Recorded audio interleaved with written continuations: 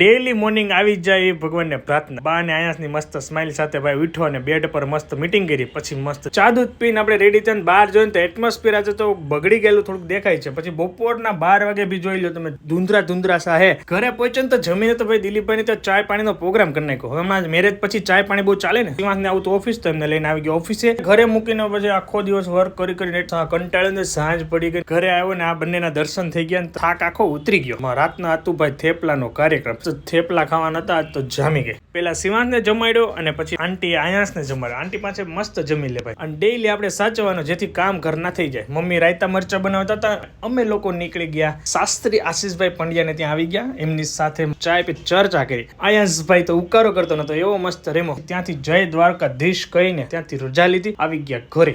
Late night જોઈ લો, નાસ્તા પાણી ચાલી રહ્યા છે. તો આપણે વિડીયો અહીંયા એન્ડ કરી દઈશું. લાઈક, ફોલો, શેર, સબસ્ક્રાઇબ કરી નાખજો. મળીએ નવા વિડીયોમાં. Bye bye. જય સ્વામિનારાયણ.